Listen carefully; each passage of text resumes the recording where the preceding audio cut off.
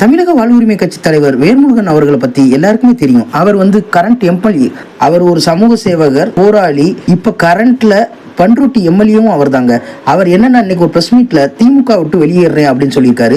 எதனால அப்படின்னு கேட்டேன்னா 2 சீட் கேட்டிருப்பாங்க போல, 1 சீட்டு தான் கிடைக்கும் அப்படின்னு சொல்லவும் நான் அப்ப வெளியேறிக்கிறேன் அப்படின்னு சொல்லிட்டு பிரஸ் மீட் கொடுத்துருக்காரு. இவர் ஏற்கனவே ஒரு 4 மாசம் முன்னாடி எல்லாரும் விஜயை திட்டி இன்னைக்கு ஃபேமஸ் ஆன காலத்துல இவர் தான் முதல்ல ஆரம்பிச்சாரு.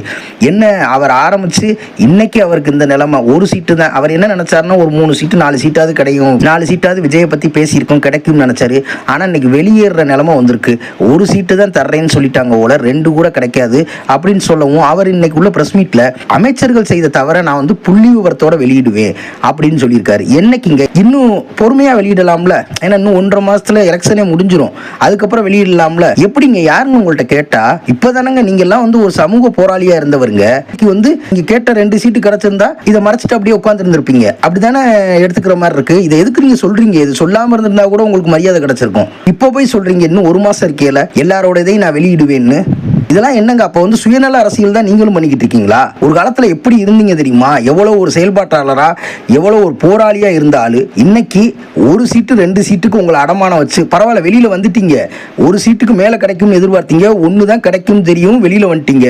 இதுல வேற 234 தொகுதியிலும் நிக்க போறீங்கன்னு நினைக்கிறேன். அதாவது டிவிகேவை குழப்பறக்கா என்னன்னு அஜந்தான்னு தெரியல, அது வேற ஒரு பக்கத்து பேசிக்கிட்டு இருக்காங்க.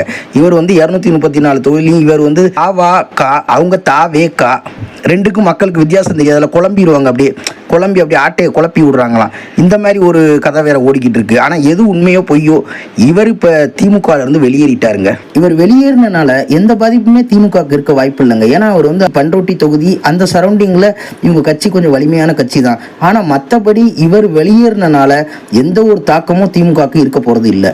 இன்னொன்னு இவர் தமிழக வெற்றி கழகத்துக்கு வருவாங்களா அப்படின்னு கேட்கறாங்க. அதுக்கு வாய்ப்பே இல்லைங்க. ஏற்கனவே அவர் விஜயை பத்தி ரொம்ப அவதூறா பேசியிருக்காரு. அதனால வாய்ப்பு இல்லைன்னு தான் நினைக்கிறேன். இல்லை அவர் வருவாருங்கிற பட்சத்தில் என்ன நடக்கும் தெரியாது. ஆனால் இப்போதைக்கு அவர் பெரிய கட்சினால அவர் 234 தொகுதியும் போட்டி போடணும்னு அவர் ஆசைப்படுறாரு. என்ன வேணாலும் நடக்கட்டும், நமக்கு நம்ம நோக்கம் தமிழக வெற்றி கழகம் வெல்லும். கான்ஃபிடென்ட்டாக இருங்க.